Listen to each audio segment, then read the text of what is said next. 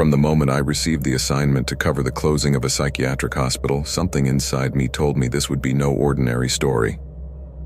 On the surface, the report was just routine. The hospital had closed after more than 6 decades of operation, but what intrigued me was the absolute silence surrounding its closure.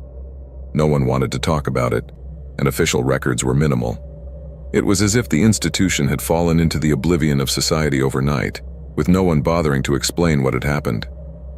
I decided to investigate further, knowing that this would not be just another piece to fill a space in the paper. Something didn't fit. Rumors began to reach me before I even set foot in the hospital.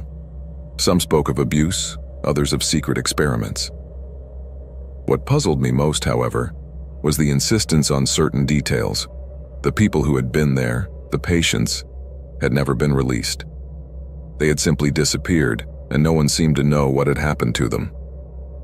My first step was to approach the former employees of the hospital. There were a large number of former employees who, for obvious reasons, no longer worked there. Some were cooperative, others more reluctant, but all agreed on one thing: the hospital's closure had been sudden and strange. No one knew for sure why it had happened so suddenly. The only thing one former nurse, who seemed more nervous than usual, told me was that the last few weeks at the hospital had been strange, out of the ordinary.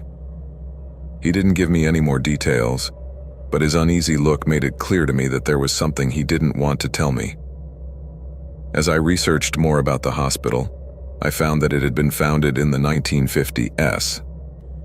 Originally, it was a facility intended to treat patients with severe mental illness, but as the years went by, its function began to change. It became more than just a hospital.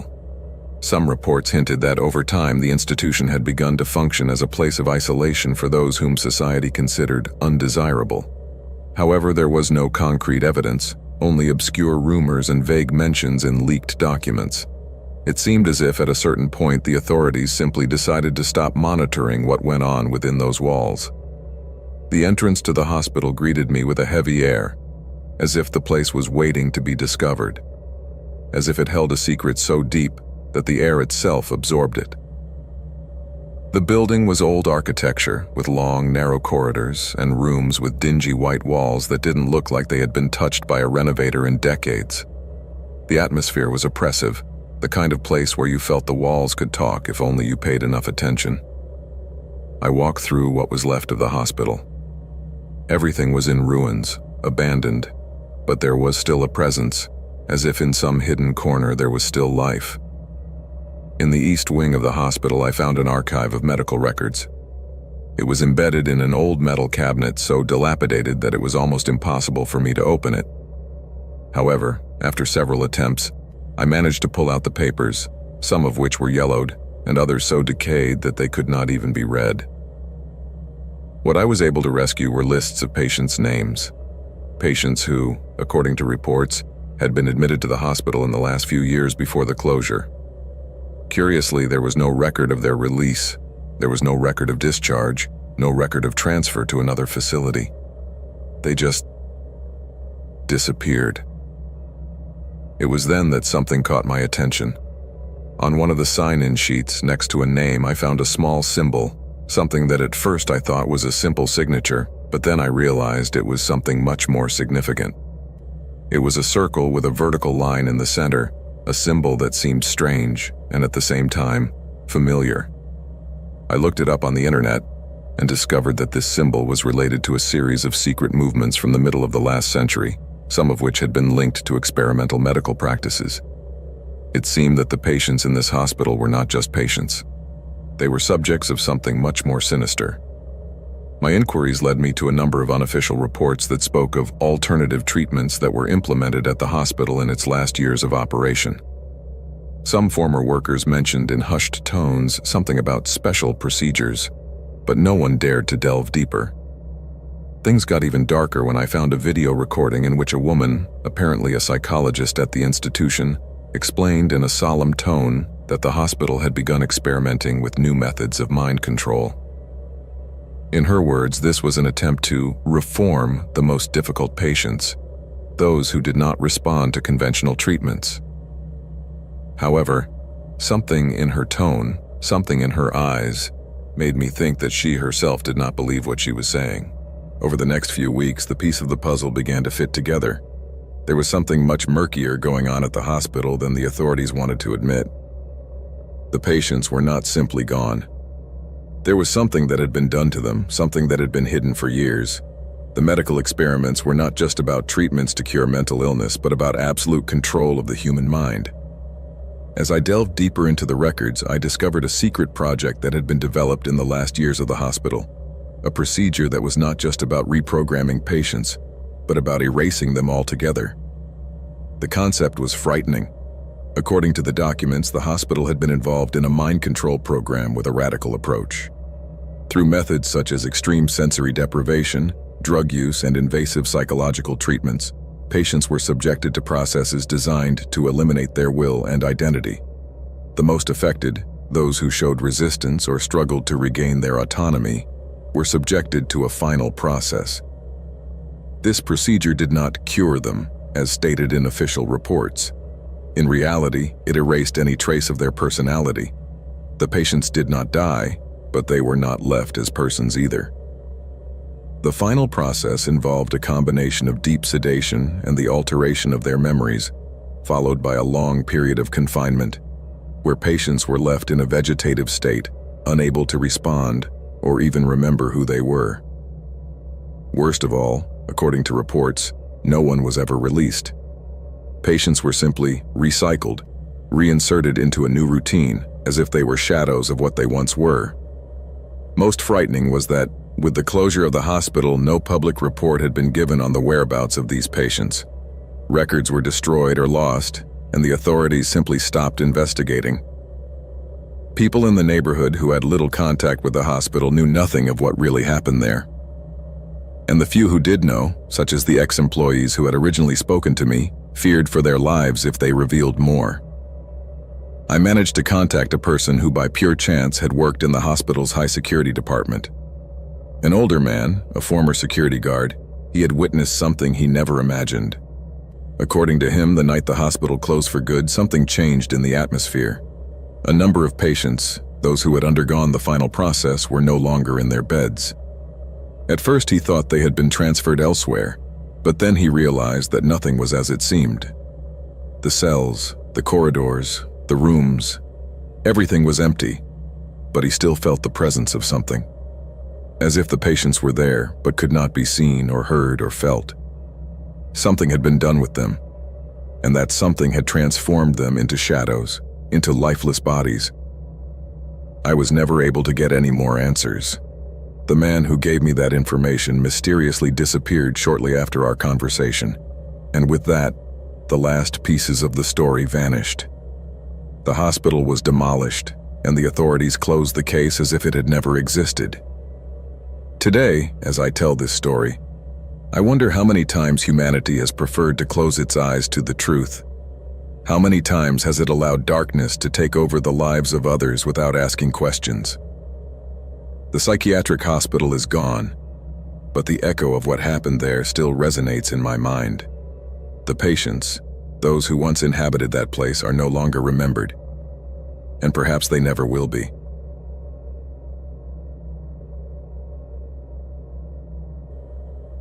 Three days had passed since my son's disappearance, and the feeling that the world had crumbled beneath my feet did not leave me. The rain kept falling, a constant curtain of water that soaked the streets and forced me to walk faster, as if that could ease the pain that gripped my chest. The police had begun their investigation, albeit with little dedication, it seemed. There was a coldness in their faces that I didn't like, but what disturbed me most was not their lack of urgency, but the fact that, when I asked for information about other similar cases, I did not receive a clear answer. Instead, a faint silence, which now seemed suspicious, surrounded me every time I mentioned the word disappearance. The city had always been quiet, a place where the news wasn't usually bad. However, everything changed the morning my son went out to play in the park, as he did every afternoon. That was the last time I saw him, and since then the clock seemed to have stopped for me. No clue, no sign of his whereabouts. Just a growing sense that someone or something was behind his disappearance, as if he had vanished, absorbed into nothingness. The first thing I did was to walk the streets near the park. I had talked to some of the neighbors, but no one had seen anything. Those who were close by told me that they didn't remember seeing him that day. Confusion was beginning to cloud my judgment, but something inside me told me I shouldn't give up. Somehow the pieces fit together, but I couldn't see the whole picture. The next morning, after a couple of hours of fruitless searching, I decided to go to the police station. I wanted to speak directly to someone in charge, but the atmosphere there was cold, distant. When I asked about my son's case, an officer indicated that there was nothing relevant yet. However, I noticed something in his voice, a kind of hesitation, as if there was something he didn't want to tell me. It was then that a thought began to form in my mind.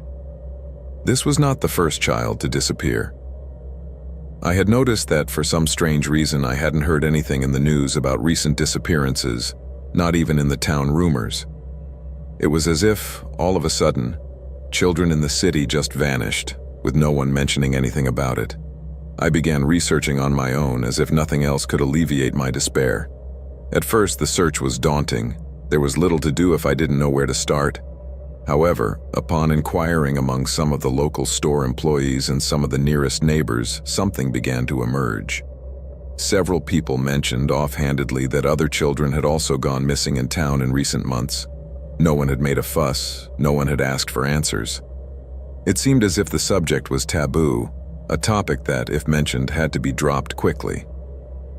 I began to wonder if this was really all a coincidence. The climate of disinterest in which the townspeople were moving worried me. Why didn't anyone seem alarmed? Why weren't searches being organized? Why didn't the police seem to be taking more aggressive action? The parents of the other children I had heard about seemed resigned, bewildered, as if they had accepted the disappearance of their children as part of routine. I decided to meet with some of those parents. Quietly, I made my way to their homes, knocking on doors, looking for answers. A few opened up to me, but what I found was even stranger than I had imagined. They all spoke of their children's disappearance with an eerie calm, as if they had already accepted it as inevitable. The eyes of these parents reflected a deep exhaustion, as if the pain was no longer enough for them. There was something odd about their demeanor, a kind of grim acceptance that I could not understand. No one seemed willing to fight to find their children. As I became more immersed in the investigation, I realized something even more disturbing. Among the families I had visited, some of them shared stories about a stranger who lurked around town. No one had seen his face, but they all spoke of a shadow, a presence that seemed to appear in the darkest hours, just before the children disappeared. It was as if a vacuum had formed in the very air when he was near, a feeling of discomfort that grew until it became unbearable. With every clue I collected, my suspicion grew. Something was happening in that town, and it was no accident. The disappearance of the children was not an isolated phenomenon or a series of coincidences. Someone or something was behind it all, and the truth was much darker than I could ever have imagined. I wandered the city for days in the constant rain, looking for answers in the darkest places. It was not a simple mystery. People's eyes followed me every step I took, but no one seemed willing to talk, to help me. Every time I asked more details, the inhabitants became more evasive, as if my presence disturbed a delicate balance that they themselves had accepted. One afternoon, as I was walking down a forgotten alley, a man approached me. His appearance was disheveled, but his eyes were sharp, observant. Without saying a word, he motioned for me to follow him. He led me into a small antique store, a store I had never seen before, but one that seemed to have more history than I could comprehend. The man, in a grave tone, told me that he knew the truth behind the disappearances, but that I should be prepared for what I was about to hear. He told me that it wasn't just a game, that what was happening in the city was the result of something much bigger, much more macabre. The store was full of old objects and dust, but what caught my attention were some old books resting on a table, apparently forgotten. The man led me to them and began to turn the pages quickly as if he knew what he was looking for. Finally, he stopped on a page, pointing to a name, The Protector. It was a name I didn't recognize, but as I read about it, I understood that this character had been involved in the city since ancient times, operating under a cloak of anonymity. According to ancient records, the Protector was a figure that had existed in many forms throughout history, but always with a dark purpose: to steal from children. The story revealed that the Protector not only kidnapped children but used them as a means to fuel an ancient power, one that could only be maintained through periodic sacrifice. Children would be taken, disappear without a trace, and then something much worse would happen. According to the pages the man showed me, the Protector didn't kill them. Not in a conventional way, at least. Instead, the children were transformed, used as part of a ritual, a cycle that repeated every so often. The man, in a trembling voice, told me that he had tried to stop it, but that every effort had been in vain. No one in town seemed willing to act. The parents had gradually resigned themselves, and those who were still trying to find answers were mysteriously disappearing. That night, after talking to the man, I could not sleep. The stranger's words echoed in my mind. The image of my son missing haunted me more than ever. It wasn't just another disappearance, it was part of a pattern, part of something much darker, something that seemed to be happening right under our noses. The next morning, the rain had stopped, but the air was heavy. I decided to return to the park where my son had disappeared. I walked along the same path, watching every corner, looking for any sign, any clue that might lead me to him. It was then, as I looked into a secluded corner, that I saw something that made my blood run cold. There were marks on the ground, as if someone had dragged something heavy. I couldn't be sure, but everything in my body was screaming at me that I was close to something far more sinister than I could imagine. At that moment, I knew the city had a secret. And that secret was closer than I thought. I never saw the man in the antique store again. No one seemed to know about him. And everything I had discovered about the Protector seemed to vanish into thin air, as if it had never been real. But I knew the truth, and nothing would ever be the same. My son and the other children were not gone by accident. There was something or someone behind it all. Something much darker than any mind could comprehend.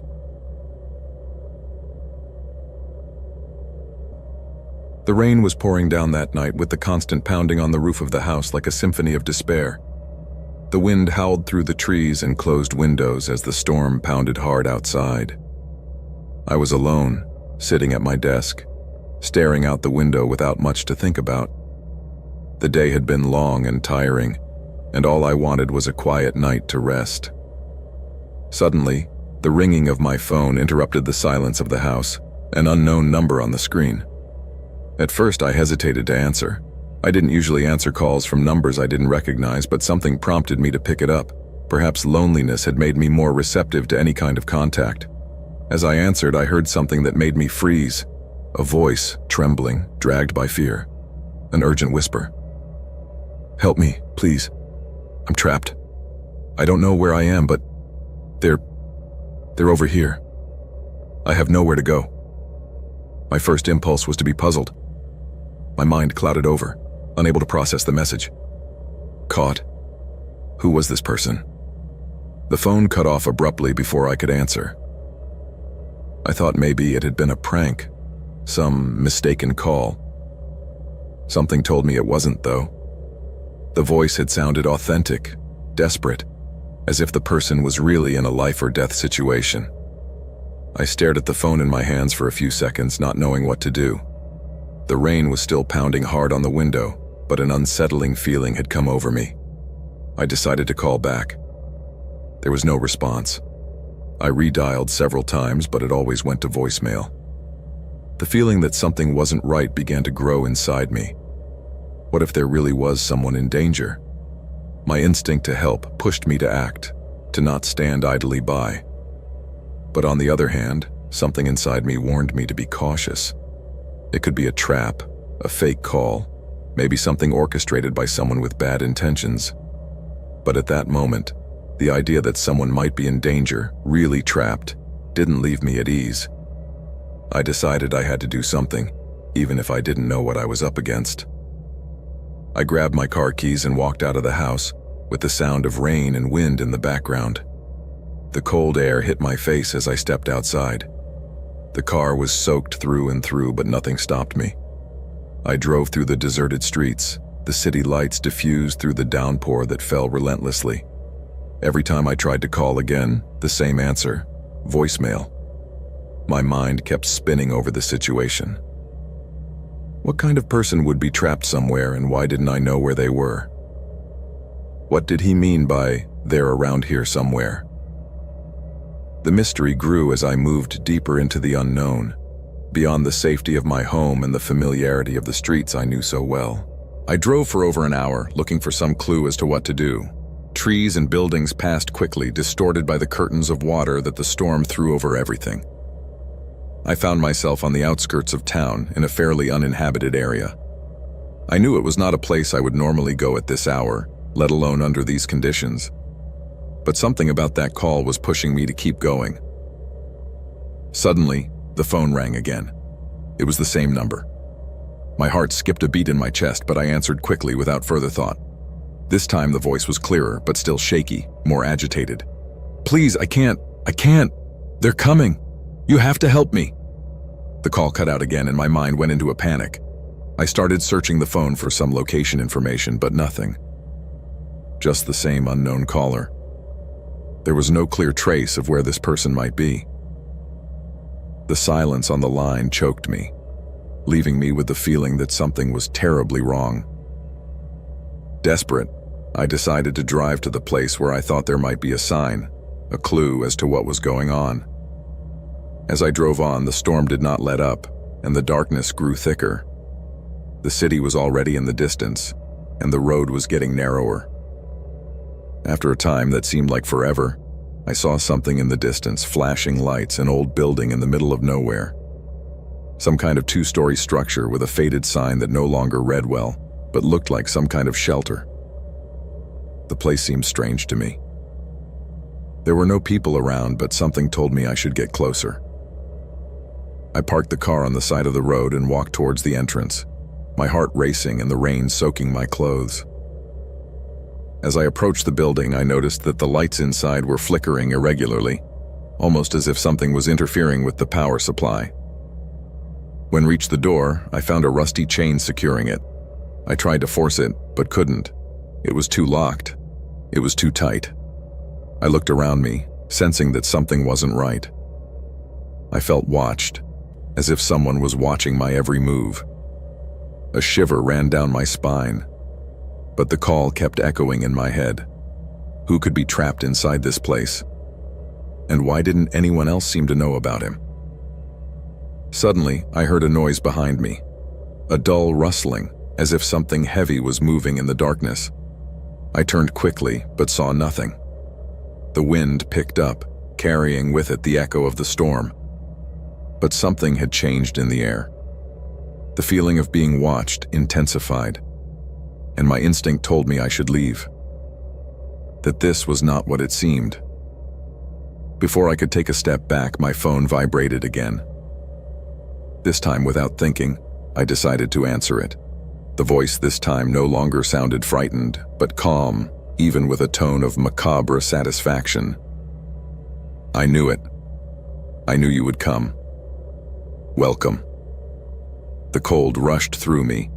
My body tensed, and a cold sweat formed on my forehead. Something was not right. I was not a person in need of help. I was a trap. The feeling of dread enveloped me completely. It was at that moment that I realized it had all been planned. The call, the urgency, the false desperation. Suddenly, something in the gloom moved toward me. I saw an elongated shadow, blurred by the rain, approaching rapidly. Instinctively, I took a step back, but my feet tripped over something, sending me crashing hard to the ground. The phone fell from my hands, and as I looked up, I saw the figure getting closer and closer. A figure over 6 feet tall, with a white mask on his face. I tried to get up, but a giant hand grabbed me by the neck, lifting me off the ground with ease. Cold fingers squeezed me, almost choking me. I couldn't breathe. My eyes closed for a second, and I felt my life fade away. Suddenly, a bright light illuminated the darkness. A car sped by on the nearby road, and the figure apparently stopped. It let go of my neck and disappeared into the darkness, just before I could react. I fell to the ground, breathing hard, feeling my heart still pounding. The light from the car illuminated the place for only a few seconds, but in that time I could see the doors of the building open. There was no one else there, no one who could see me, no one who could help me. I remained on the ground, drenched by the rain, paralyzed by fear. All I knew at that moment was that my life, my search, had been a trap from the beginning. The call for help had been just an excuse to lure me in, to get me there. I couldn't figure it all out, but something in me, something in my mind, shut down that night. When I returned home, my phone never rang again. And although weeks went by, I never again found answers to what really happened that night. I only knew one thing: the call wasn't for me. The rain was hitting the windshield with such force that it was almost impossible for me to see beyond a couple of meters. I was alone on the road, a long strip of asphalt that was lost among the trees and the fog, as if I were the only living being in the world. It was the typical stormy afternoon when everything seems to be suspended, where the silence of the landscape mixes with the roar of the drops on the roof of the car. I'd been driving for hours, leaving the city and its lights behind, looking for something more than the noise of routine, although I didn't know exactly what. I just needed to escape. The road, which seemed endless, had no visible signs or markers. It was one of those back roads that are often used to get to some lost place, a place that is never talked about much. I was on one of those deserted roads where, at that time of the afternoon, one might think there was not a soul left. The trees on the sides seemed to close in on the asphalt, creating a kind of dark tunnel, and only the sound of my engine and the pattering of the rain broke the silence. There was something strangely disconcerting about the way the road stretched onward. There didn't seem to be any destination nearby, no town or city on the maps, just an endless expanse of nothing. Somehow the feeling of being lost began to cloud my mind, but I forced myself to keep going. I was so used to the city, to the fast-paced life, that this calm was strange to me, as if I was out of place. Suddenly, as I turned a sharp bend, I saw something in the distance, a pair of lights shining faintly through the rain. I thought it was a stopped car, but as I got closer, I noticed that it was not just one, but a group. There were 4 or 5 vehicles parked on the shoulder of the road with their lights off. None of them seemed to be moving. I felt uneasy, but I didn't have much choice. The road was narrow and the storm had left me without much visibility. I decided to slow down as I approached, hoping that someone might need help. As I got closer, I noticed something even stranger. There was no sign of life in the cars. The doors were closed, the windows intact, but there was no one inside or around. I didn't see a single trace of activity, just that eerie stillness that made the air feel thick. I stopped a few meters behind the cars, with the car lights illuminating the scene. Then I saw them. A group of people, barely visible in the rain, were walking slowly along the side of the road. There were at least 10, maybe 12 people moving leisurely, as if they had no clear destination, but as if they were waiting for something. They were all dressed similarly, in dark coats, thick pants, as if the storm did not affect them in the least. The strangest thing was the way they moved. Their steps were slow, heavy, as if they were shuffling along without any purpose. They did not talk to each other. They just walked. I felt a pressure in my chest at the sight of them. The group didn't seem to notice my presence or even react to the sound of my car's engine. I was caught between the urge to leave and the need to understand what the hell was going on there. I looked closer and saw that some of them were stopped in front of the vehicles, staring into the void with a vacant expression, as if they were waiting for something to happen, as if the simple act of being there had some meaning to them. A few of them looked up and stared at me, their eyes dull, but something in their gazes made me uncomfortable, as if they were looking directly into me. I needed to know more. Maybe they could help me, or at least explain what was happening on that forgotten road. I got out of the car, in the rain that was still coming down hard. My jacket didn't protect me much, but I didn't care. I approached one of the parked vehicles. The door was closed, but I could see through the fogged glass that no one was inside. Instead of being relieved by the absence, I felt a growing sense that something wasn't right, as if everything was out of place. When I looked back at the group, I saw that they had gathered in a small circle in the center of the road, a few meters in front of me. Their movements were almost mechanical, but there was something hypnotic about them, something that unintentionally attracted me. I approached, cautious, not knowing what I expected to find. As I walked, I felt my steps getting heavier, as if the air became thicker with each movement. It was a strange dizziness, as if everything around me was a dream from which I could not wake up. Then one of the men in the group turned and looked at me. His face was partially covered by a hood, but I could make out a calm expression that was frightening in its stillness. He pointed me toward the car where I had stopped, with a slow, almost imperceptible gesture. A cold sweat began to break out on my back, but something inside me told me I had to keep going. I moved closer, approaching the group formation. They were saying nothing. There were no words, just a presence that filled the air with an unbearable tension. I watched them for a few seconds, looking for some sign of what they were doing, what they wanted. Some of them, upon seeing me approach, simply continued to stare straight ahead as if nothing had changed. Others studied me with the same empty stare.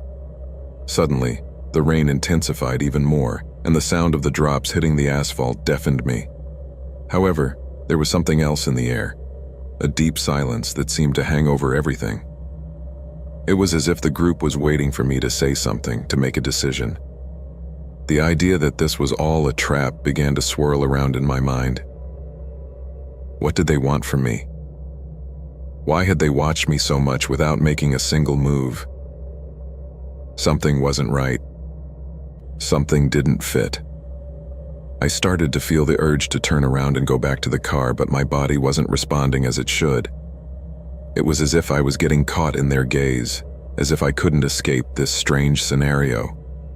Then, as if on cue, the man who had looked at me before slowly approached. His steps were soft, but determined. My instinct told me that I should run away, that I should get into the car and drive away as fast as possible. But I couldn't. The rain kept falling relentlessly, and my body didn't respond as it should. The rain was still pouring down relentlessly, and my body was not responding as it should. The man pointed me towards the center of the circle, and without saying a word, began to walk in that direction. Something inside me was screaming that I shouldn't follow him, that this was all a mistake. But something was pushing me forward. Something that made me feel that if I didn't, something much worse would happen. As I moved toward the center, the other members of the group began to move, following me, surrounding me. Their pace was slow and unhurried, as if everything was in their hands. All I could hear was the sound of the rain and the dull pounding of the others' footsteps. I was completely surrounded. When I reached the center of the circle, I stopped. I felt watched, every eye on me. My heart was pounding, and all I wanted was to get out of there, to run away as fast as possible. But something was stopping me. Something invisible, something I couldn't understand. Suddenly, the group dispersed. There was no sign, no gesture, just the feeling that it was all over. Everyone started walking again, slowly, in opposite directions, as if nothing had happened. I was still there, in the middle of the road, feeling the tension dissolve little by little. Without thinking, I ran back to the car. I climbed in, started the engine, and rushed forward without looking back. The rain was still pouring down mercilessly, but now the air was no longer so thick. My mind was in chaos, trying to process what I had just experienced. I never knew who those people were or what they wanted from me, but the only thing I knew for sure was that that deserted road, that strange group, and the feeling that something much bigger had been watching me would never leave me alone. The madness of the road stayed with me not just that night, but forever. I have been working on the same work for several weeks. It is one of those huge projects with a structure that seems to come out of the bowels of the earth, like a concrete monster that gradually takes shape. The place is far from the city, away from urbanized areas, surrounded by empty fields and a landscape that on sunny days seems desolate. But when the night comes, it becomes something completely different, disturbing. My day usually starts early, before the sun rises.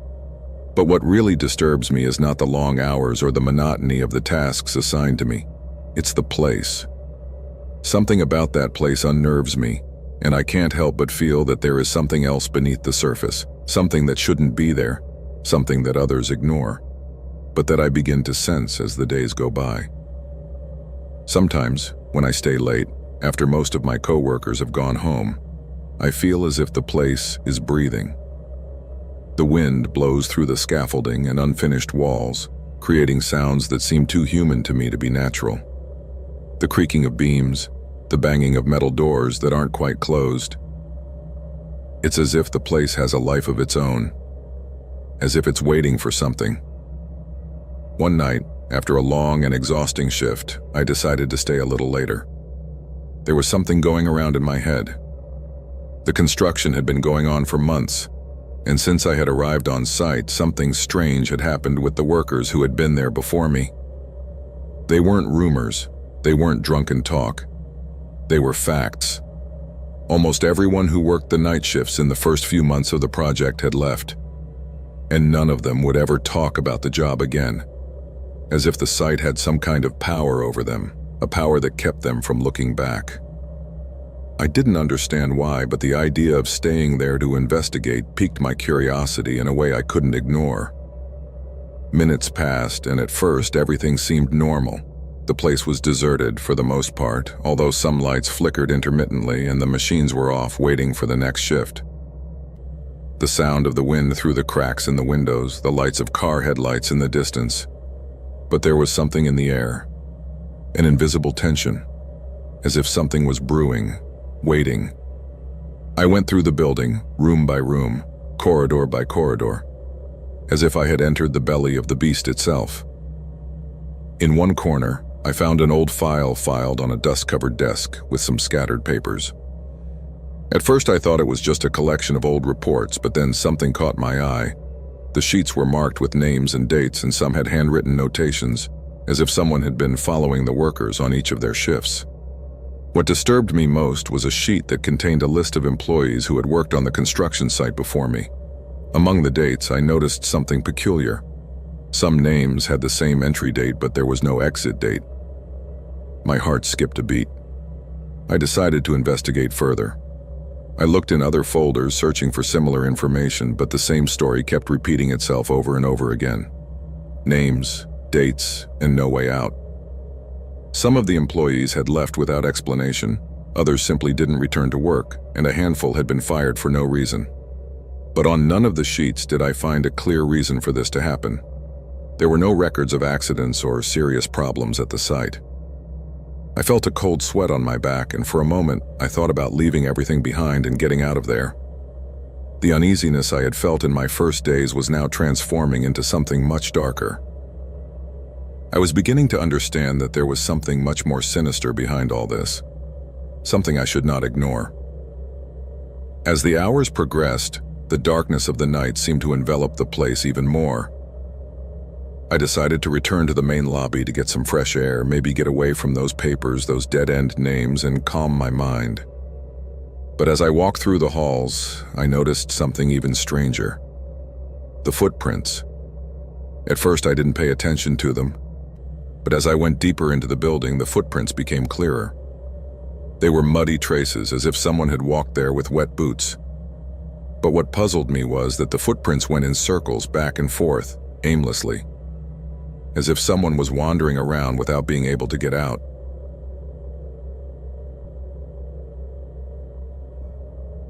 It all started one rainy autumn afternoon when fog covered the streets and raindrops hit the windows with a monotonous tapping.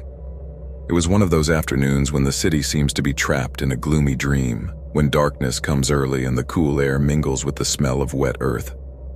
The house, for some reason, seemed colder than usual, even though the heating was working. I was alone in the living room, looking out the window, watching the water sliding down the glass when my gaze strayed to him. We had been sharing the same house for years of family life, but something inside me began to wake up.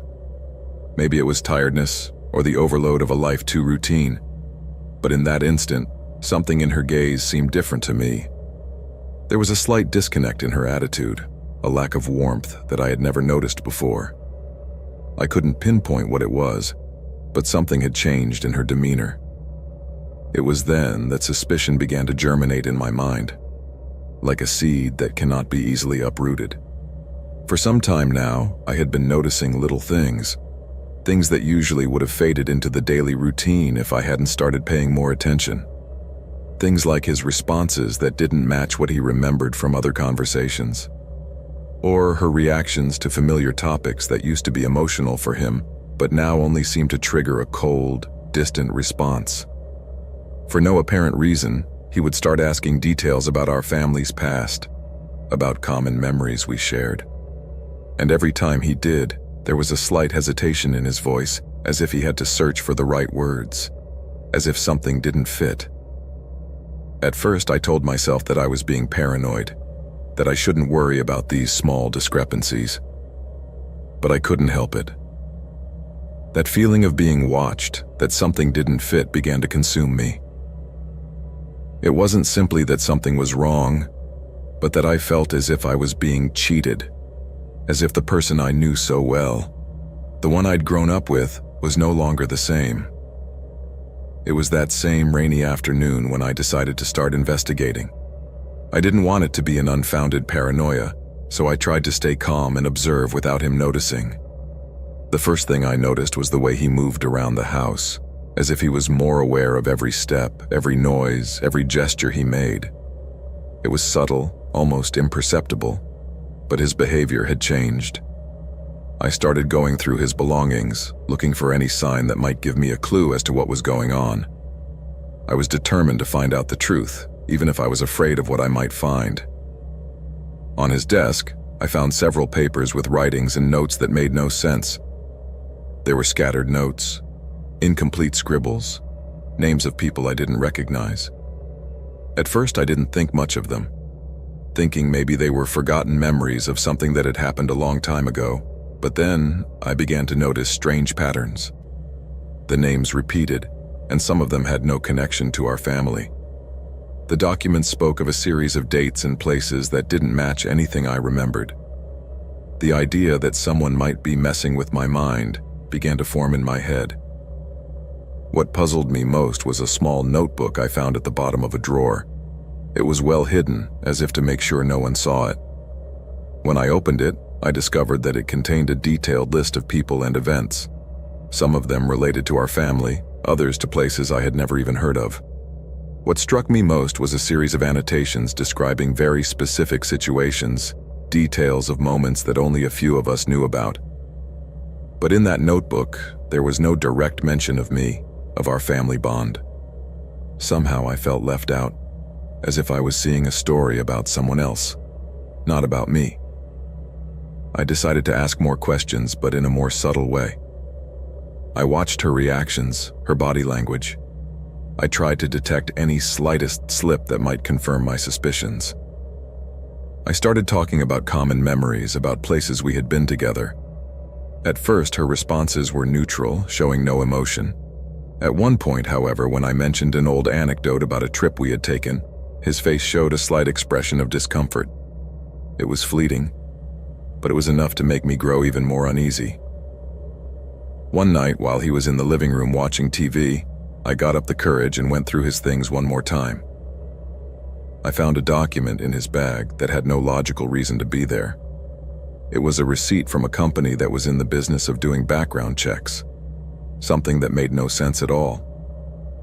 There was no reason for him to have that kind of document, let alone such a specific one. Somehow the piece of the puzzle fit, and I knew at that moment that I couldn't be wrong. Something was going on, something much darker than I imagined.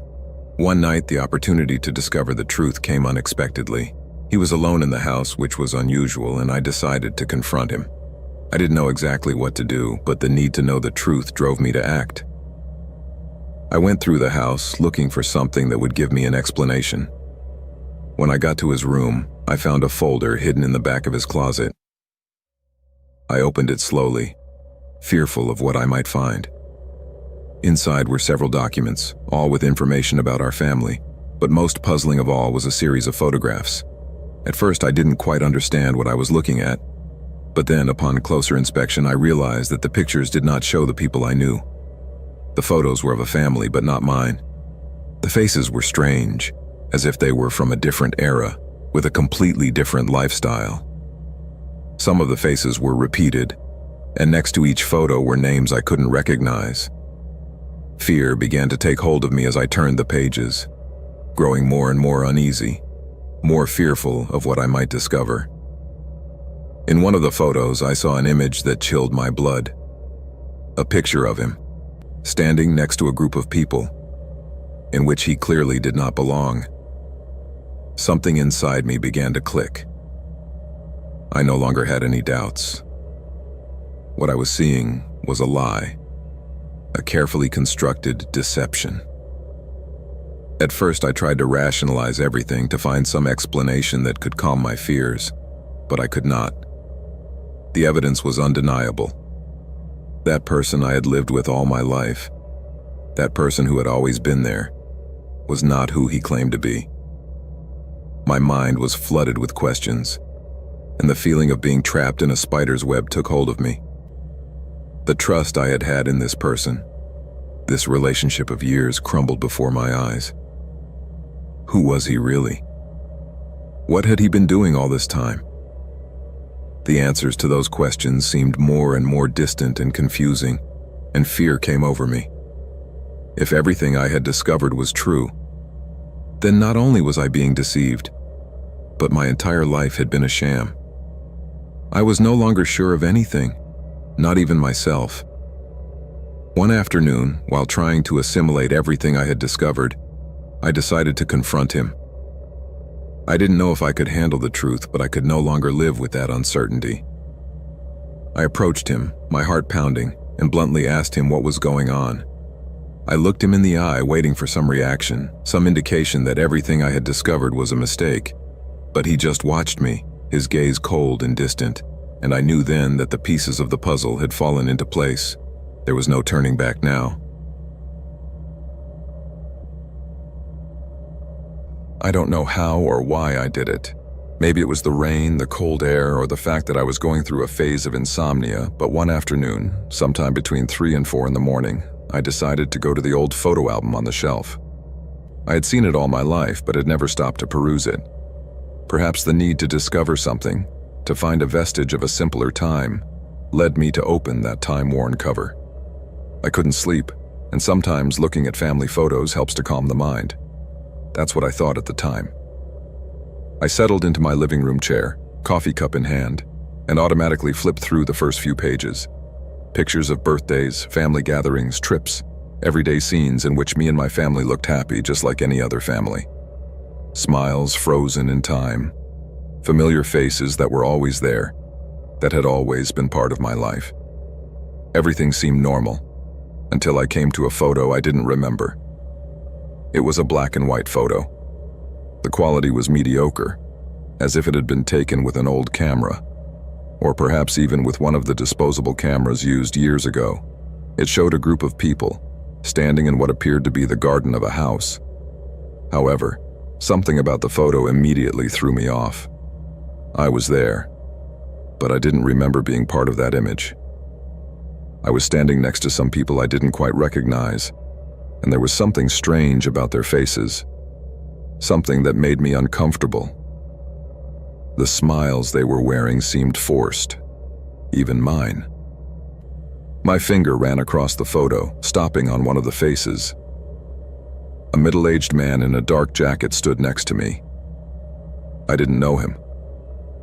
His eyes seemed to be looking directly into the camera, but his expression was vacant, haunting. To my left, a woman in a flowered blouse was also looking at me, but her gaze was fixed and distant, as if she was looking through me, not at me. The afternoon shadows gave the image an oppressive atmosphere, despite the sunlight filtering through the trees.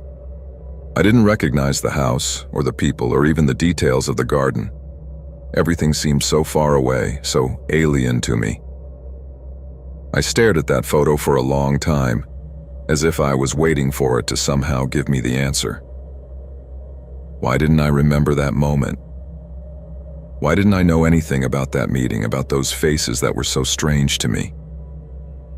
The most disturbing thing of all was that my family had always been meticulous with memories, had always been very careful to keep the albums complete, well organized. That photo had never been there before. How was it possible that I didn't remember it?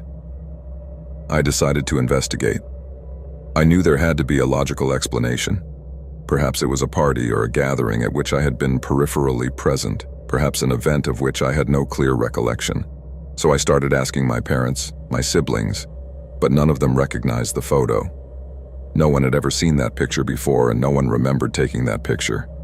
Discomfort grew inside me. I found the faces in the photo more and more disturbing. The woman in the flowered blouse, the man in the dark jacket. Who were they? Why were they so close to me? Why had the photograph never been mentioned?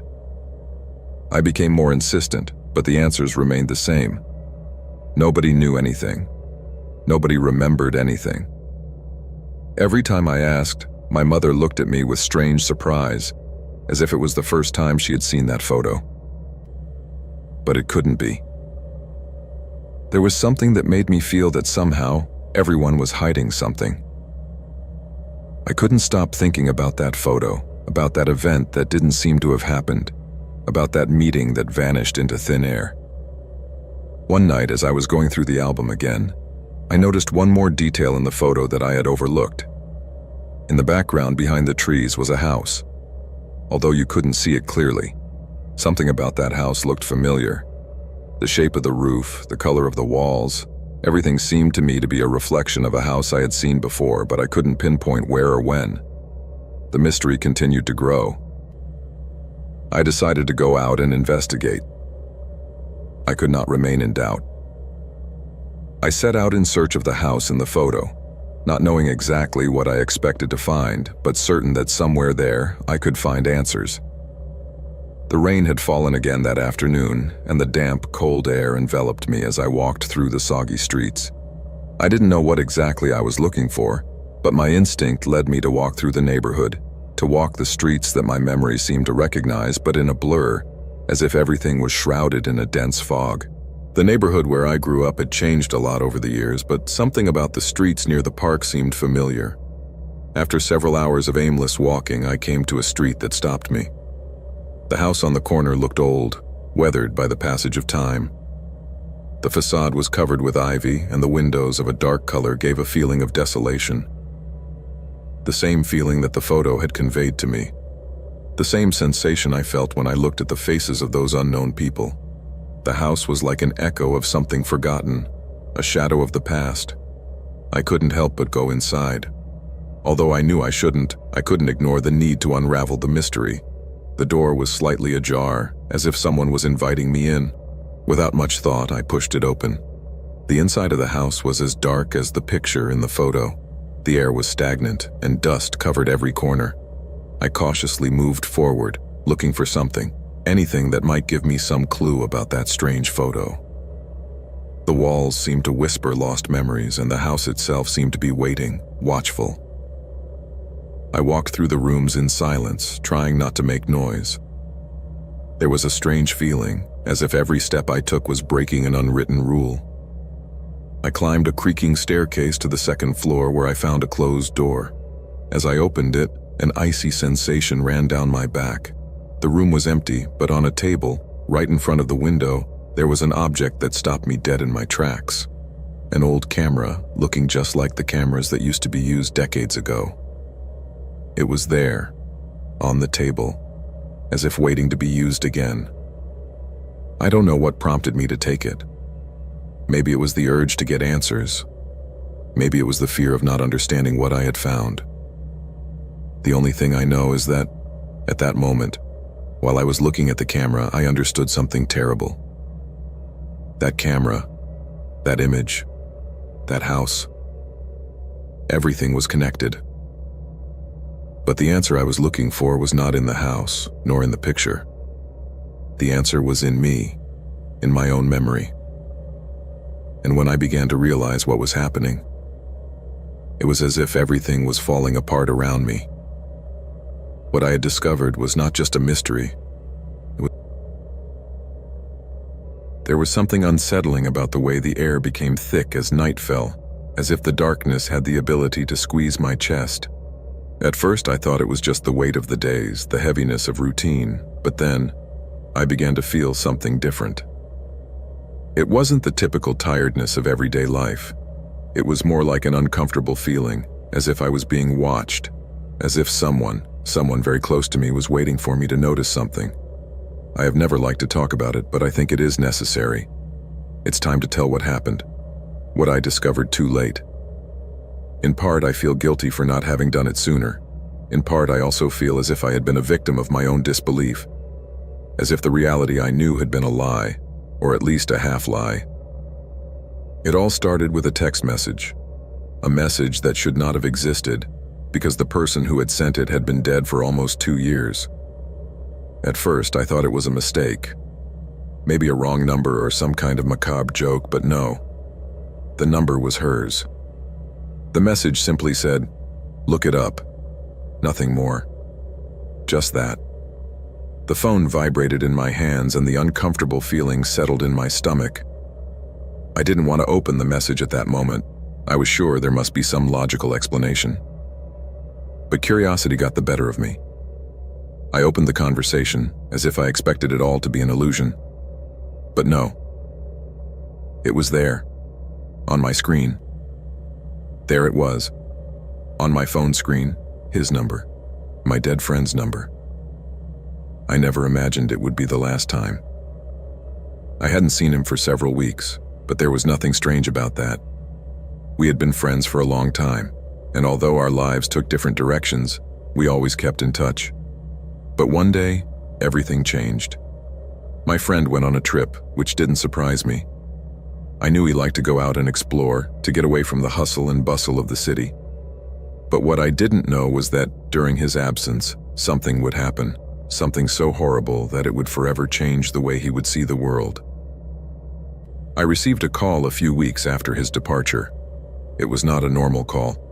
Someone told me he had been in an accident. They didn't give me many details, only that it had been serious. It was then that I began to suspect that there was something strange about it all. His death was quick, almost instantaneous, but it was the silence that followed that really puzzled me. Back to the text message. My first impulse was to think that someone had hacked his number, maybe a friend or someone with bad intentions.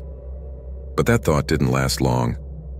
The next day, more messages came in, more direct, and each one contained the same phrase. "Look at him."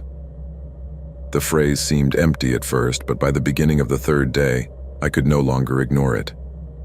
I decided to investigate. Over the years, I met several people who had worked with him. Some shared the same concern, others just remembered him as someone normal, a friend who left too soon. One thing that always struck me as odd, however, was that no one ever talked about what really happened. My friend's death was always surrounded by a kind of uncomfortable haze, a silence that no one seemed to want to break.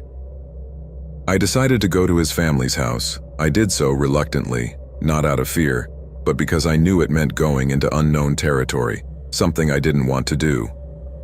But I needed answers. At first, the house seemed empty, silent, as if nothing had changed. But something didn't fit. As I walked through the garden, I realized that the place had been neglected. The house, once so well kept, now showed signs of neglect. Weeds grew everywhere, as if my friend's death had marked the end of something much bigger. I entered the house cautiously. Everything was the same, but no. His mother greets me with a blank stare, as if she expected me to say something, but I didn't know what. I tried to talk about him, but she didn't seem to want to remember, or maybe she didn't know how. It was clear that she too was trapped in the same silence. I looked out the window into the garden and saw something that made me stop in my tracks. Something that couldn't be real. In the corner of the garden, in the shadows, there was a lawn chair, almost hidden by the foliage. On it, something glowed faintly, as if someone had left something there, something out of place. There was a camera, old, dirty, covered with dust as if it had been there for months. I bent down and picked it up. My pulse raced even faster when I saw that the lens was marked with fingerprints, and something inside me told me that this camera had been there since before his death. It was as if something was looking at me through it. I decided to go further. Over the next few weeks, my research led me down a dark and dangerous path, one that left me with more questions than answers. I decided to check the police files. I knew something didn't add up. It all seemed to have happened too fast, too cleanly. The report said it had been a traffic accident. However, there was something odd about the details. The route my friend took was not the same route he had planned. The report didn't mention anyone else involved, but the tire tracks that were found at the scene didn't match my friend's vehicle. And then I saw it. In one of the reports, there was a photo of the accident, and something in that image made me stop. In the background, almost imperceptible, there was a figure. It wasn't a ghost. It wasn't something supernatural. It was a human figure, almost blurry, but clearly visible. It seemed to be looking directly at where my friend had died. Something about that image made me feel that the answer was right in front of me. Everything that had happened was connected. My friend's death had not been an accident. As my research progressed, more clues emerged. I found more details about the people he had met in the days before his death, friends, relationships that he had kept secret. And little by little, I began to connect the pieces of the puzzle. My friend had been the victim of something much bigger than I had imagined. It was clear that his death had not been an accident. It had all been planned. There were people behind it. People who made sure there was no trace of it. And strangest of all, in all the conversations I had with his acquaintances, there was one thing they all seemed to say without giving it too much thought. You wouldn't have looked into it. He was better off where he was. As if they were warning me, as if I shouldn't find out the truth. The truth caught up with me. Someone gave me a final clue, one last photo.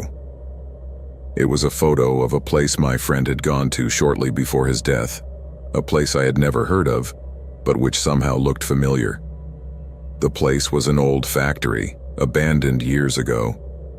It was there that it had all started, where my friend had begun to discover something he should never have discovered. His death was not an accident, not even a tragedy. It was a murder, planned by people who wanted him to keep quiet, people who could not allow someone like him to talk.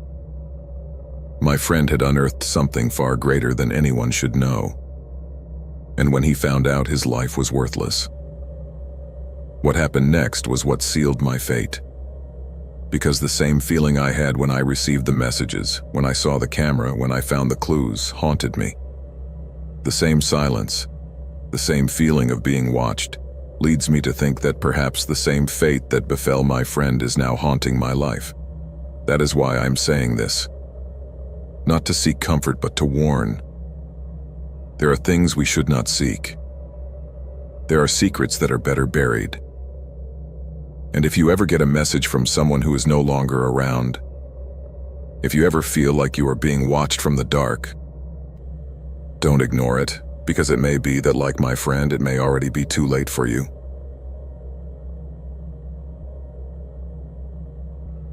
It was the last time. I had decided, I had made up my mind. It was not one of those impulsive decisions made under the influence of alcohol or a bad twist of fate. No. This time, I had made a conscious, calculated determination to leave everything behind. My old life, the world I belonged to, the one I had worked so hard to build, had come to an end. I thought it was a good time to do it. Prison was no longer my thing. The fear of death was catching up with me, and the loneliness was unbearable. But there is always one last job that closes cycles, and that was what I had left to do. One last operation. What I didn't know was that this last move would be the one that, in some way, would mark the rest of my life. That day, on a rainy September afternoon, I met with a guy who, like everyone else, I thought I could trust. We had known each other for a long time, but had never worked together directly. I had heard stories about his ability to accomplish difficult things that not everyone could achieve. That gave me confidence, even though I knew that in this world you can never completely trust anyone. There are no guarantees. The deal seemed straightforward, a clean, uncomplicated job. Nothing I couldn't handle, just a delivery. A package that needed to be delivered to a person who, apparently, had clean hands, as my contact told me. However, there was something in his eyes that made me uncomfortable. Something in his gaze that told me that not everything was so simple. He didn't express it in his words, but I could see it in his gestures, in how he avoided looking directly at me when he talked about delivery. Even so, I accepted. The operation was simple in theory. Get the package, take it to the indicated address, receive payment, and leave. No one would get hurt. No one would suffer. Everything would be quick and clean. A quick deal. The first part was easy. I got the package without much difficulty.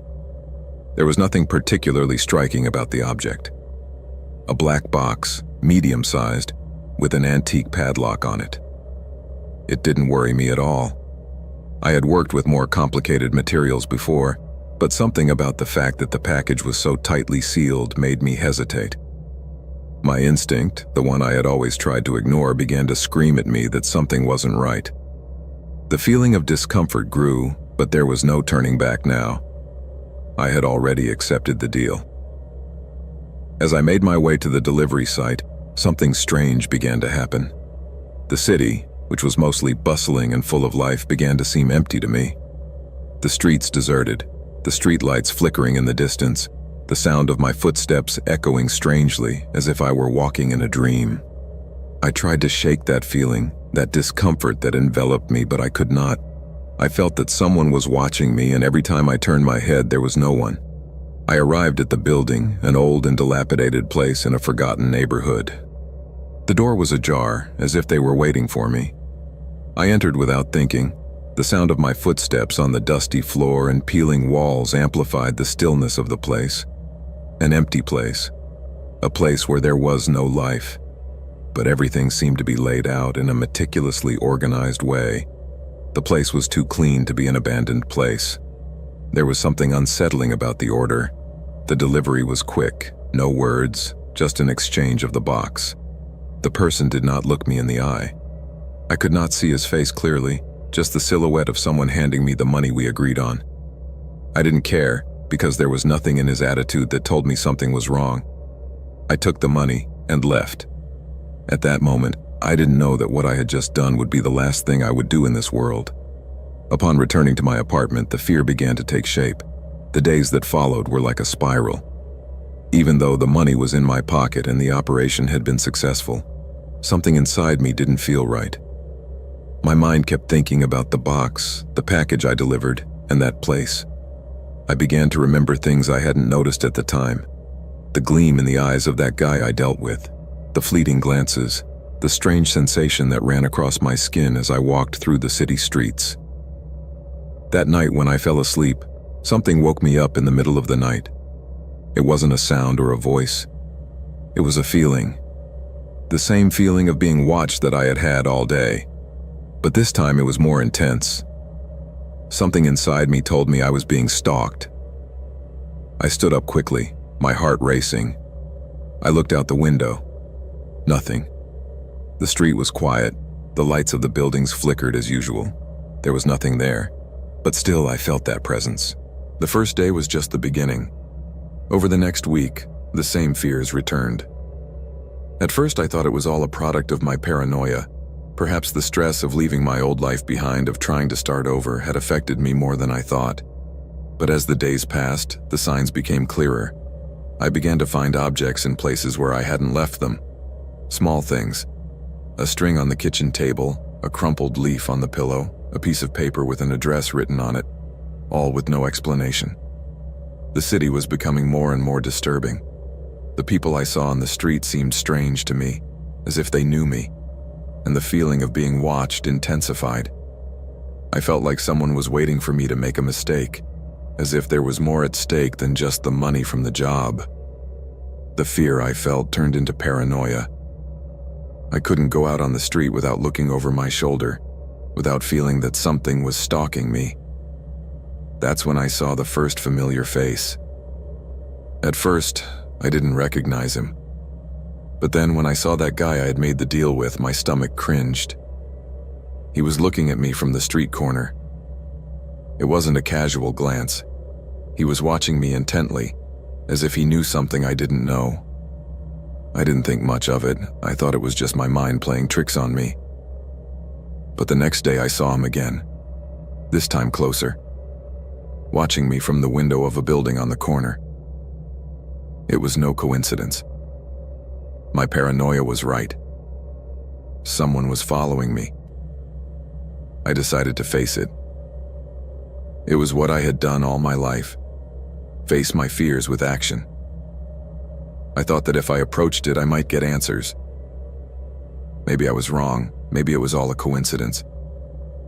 But as I came around the corner where I had last seen him, the guy disappeared. There was no sign of him, and the people around me didn't seem to notice anything unusual. But I knew it. I felt it. The presence hadn't disappeared. Something else was going on. Fear became a constant. I began to avoid leaving my apartment, not answering the phone, not looking out the windows, but the signs kept coming. The address I found on that piece of paper, the rope on the table, the people looking at me. It all led me to one place, an old building, just like the one I had visited to make the delivery. It was not a coincidence. Everything was connected. I went to that building, of course. I didn't know what else to do. If I was being watched, if I was being manipulated, the only way out of that spiral was to face it. But what I found there was more than I could bear. The walls of the building were covered with pictures of me. Photographs of me, taken without my knowledge. How was it possible? Who was behind it all? The answer hit me in the face like a fist. It had been a piece of a bigger game. The work, the delivery, it had all been part of a plan. It had all been set up to drag me down again, to turn my life into an endless nightmare. What I discovered after entering that building is no longer important. All I know is that I cannot escape. Every day is a constant struggle to keep my sanity, to not be dragged back into the abyss. Fear has never left me. It has never let me sleep, never let me live. The last job I took was not just a delivery, it was the beginning of my sentence.